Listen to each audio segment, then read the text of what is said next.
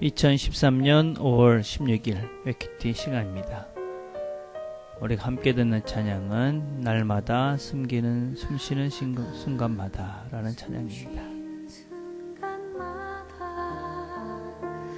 내 앞에 어려운 일 보내 주님 앞에 이 몸을 맡길 때 슬픔 없네 두려움 없네 주님의 그 자비로운 손길 항상 좋은 것 주시도다 사랑스레 아픔과 기쁨을 수고와 평화와 안식을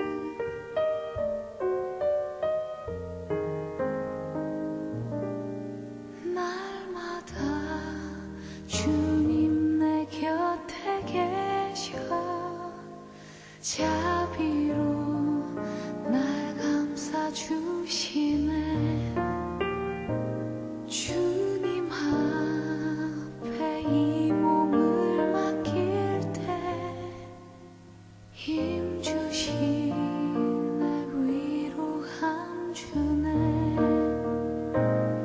어린 나를 품에 안으시사 항상 평안함 주시도다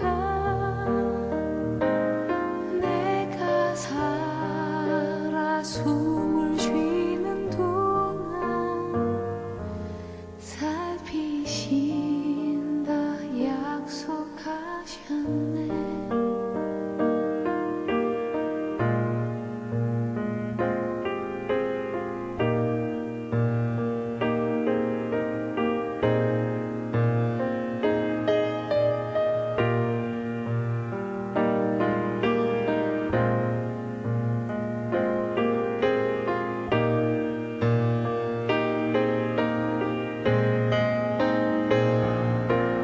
주님의 도우심 바라보며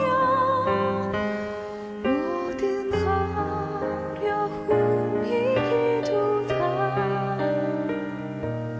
흘러간 순간순간마다 주님 약속 새겨봅니다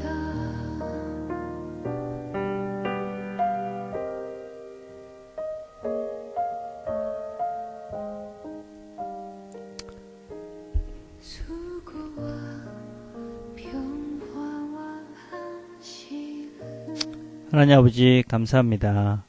하루를 시작합니다. 오늘도 하나님과 함께 순간순간 하나님의 인도하심을 받으며 기쁘고 즐겁게 하나님의 뜻 안에 살아가는 좋은 하루 되도록 하나님 도와주옵소서. 예수님의 이름으로 기도드립니다. 아멘. 오늘 우리가 같이 나눌 말씀은 마가복음 15장 38절에서 41절까지의 말씀입니다. 제가 봉독하겠습니다. 이에 성소 휘장이 위로부터 아래까지 찢어져 둘이 되니라. 예수를 향하여 섰던 백부장이 그렇게 순지심을 보고 이르되 이 사람은 진실로 하나님의 아들이었도다 하더라. 멀리서 바라본 여자들도 있었는데 그 중에 막달라 마리아와 또 작은 야고와 요새 어머니 마리아와 또 살로메가 있었으니 이들은 예수께서 갈릴리에 계실 때에 따르며 섬기던 자들이요 또 이 외에 예수와 함께 예루살렘에 올라온 여자들도 많이 있었더라. 아멘. 예수님께서 십자가에서 운명을 하십니다. 그렇게 운명하셨을 때 일어난 여러 가지 증상 중에 하나가 성소의 휘장이 위로부터 아래까지 찢어져서 둘이 된 일입니다. 이 성소에는 성소와 이 성전에는 성소와 지정소가 있었고 그 성소와 지정소를 나누는 휘장이 그 가운데 쳐져 있었습니다. 그런데 이 성소와 지정소, 이 지정소는 1년에 딱 한 번만 들어갈 수 있는 곳이었습니다. 대제사장들이 백성들의 죄를 속하기 위해서 대속죄일에 지정서에 들어가서 속죄 예식을 거행했습니다. 그 지정서 안에는 하나님의 임재를 상징하는 언약궤가 있었고 사람들은 죄가 많았기 때문에 거룩하신 하나님께 바로 들어갈 수가 없었습니다. 그래서 하나님은 이 성소 회장을 쳐서 사람들이 자기에게 직접 나오는 것들을 못하도록 막으셨습니다. 근데 예수님께서 이제 돌아가심으로 죄인들도 하나님께 바로 나아갈 수 있는 그 길이 열린 것입니다.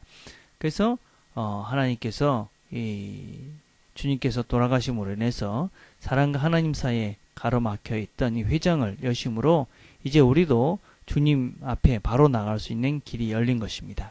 그래서 히브리서 19장 20절에 보면 하나님께 나아가는 새롭고 산 길이 열렸다. 그래서 주님의 이 찢겨진 육체를 통해서 우리가 주님께 나아갈 수 있는 새롭고 산 길이 열리게 된 것입니다. 그래서 이제 예수님께서 이 죽으심으로 인해서 이제 모든 어떤 사람도 예수님 앞에 나아갈 수 있게 되었다 하는 것입니다.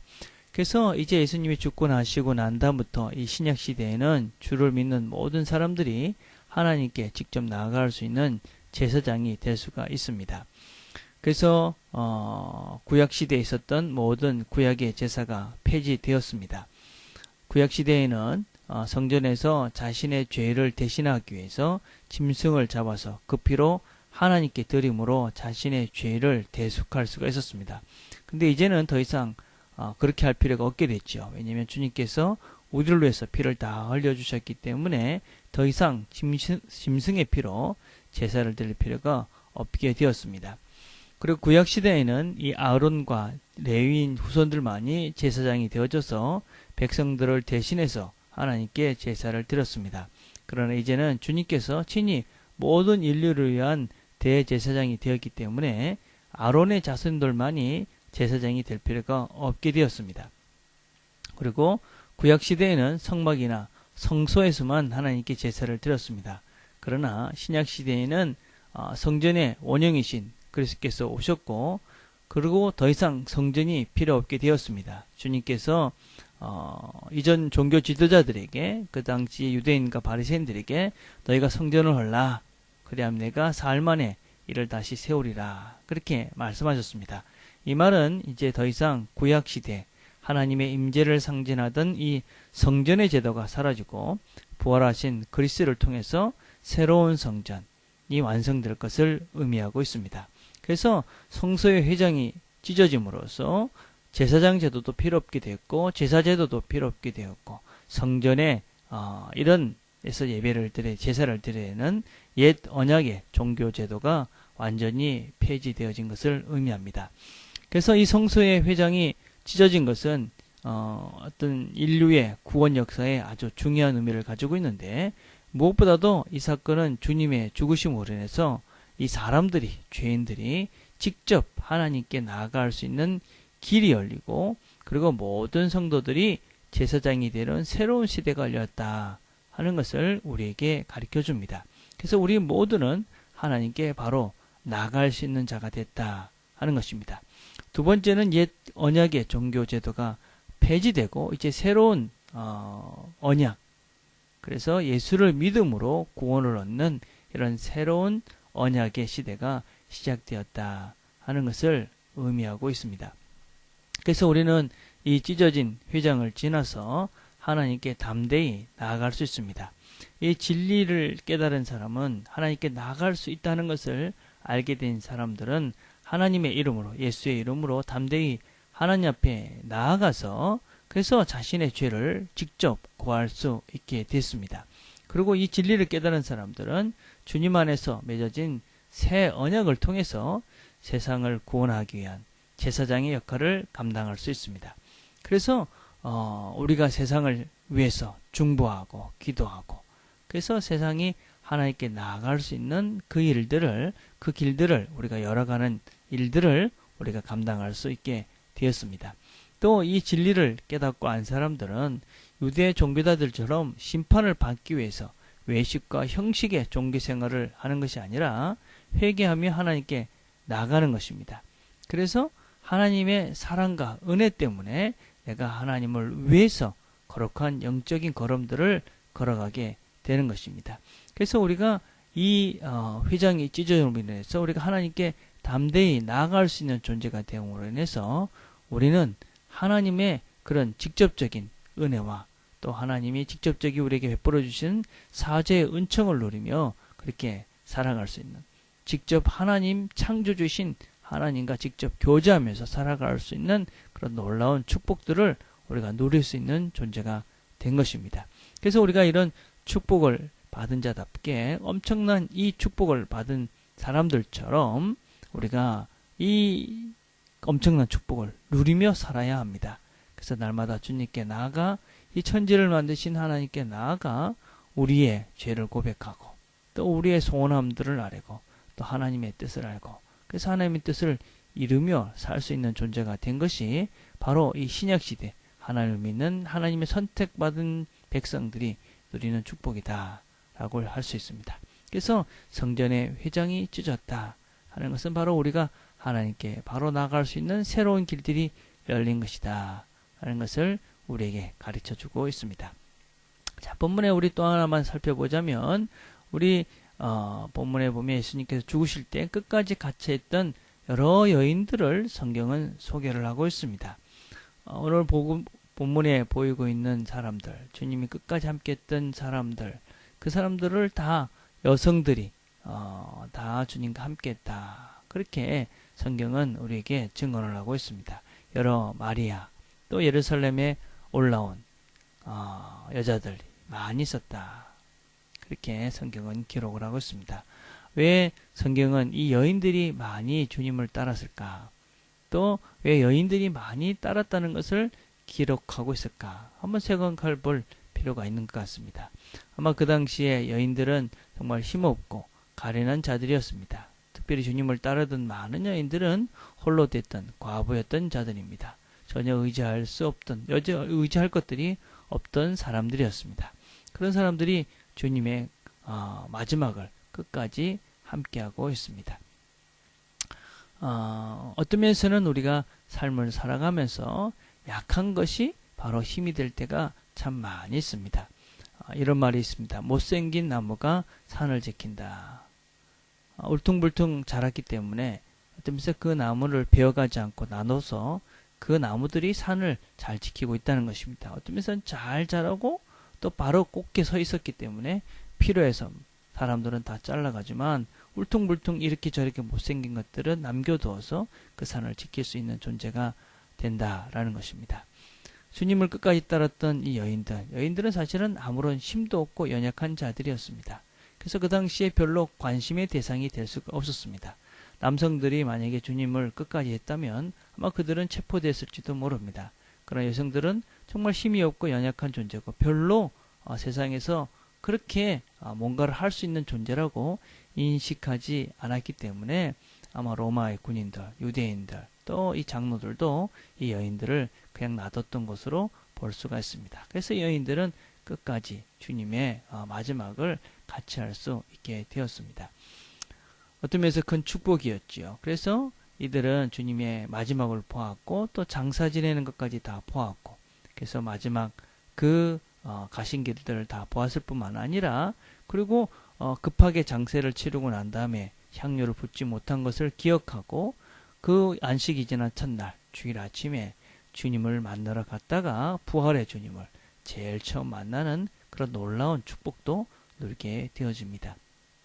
어떤 면에서 우리가 살면서 우리가 가지고 있는 연약한 부분들 그것 때문에 내가 참 힘들고 어렵고 고통스럽다고 생각할 수 있습니다.